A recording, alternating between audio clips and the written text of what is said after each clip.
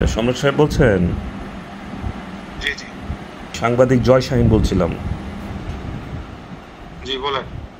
আচ্ছা, আপনাদের বিষয়ে শুনলাম যে আপনাদের উটিয়ে বন্ধ এবং আপনারা দেশ ছেড়ে দিয়েছেন, এই বিষয়টা একটু যদি বলতেন।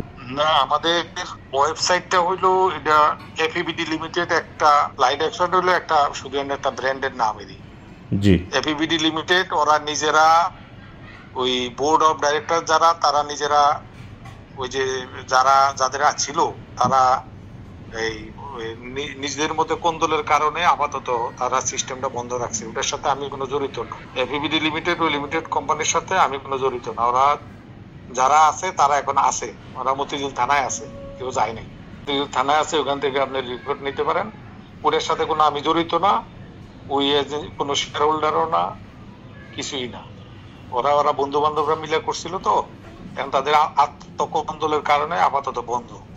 আচ্ছা, এটা কি চালু হওয়ার সম্ভাবনা আছে? আমরা দেখতেছি যেন কোনো ক্লায়েন্ট যেন বা কোনো দেশের যেন ক্ষতি না হয়, এটা আমরা চেষ্টা করতেছি খুব সহসাই যেন এটা আবার খোলা যায়, অর্থাৎ যাতে টিকিটগুলো আসা যায়। টিকিট যাতে রিফান্ড না হয় সেই বিষয়ে আপনারা কাজ করছেন, এই তো? হ্যাঁ, হ্যাঁ, সেটা যেন কেউ ক্ষতিগ্রস্ত না হয়। আচ্ছা, আচ্ছা। টাকা পয়সা তো জীবনে বড় কিছু না, কেউ যেন ক্ষতিগ্রস্ত না হয় সেভাবে কাজ করা হচ্ছে। হ্যাঁ, আচ্ছা, আচ্ছা। আপনি কোথায় আছেন, দেশে নাকি বাহিরে? আমি তো এটার সাথে জড়িত না ভাই।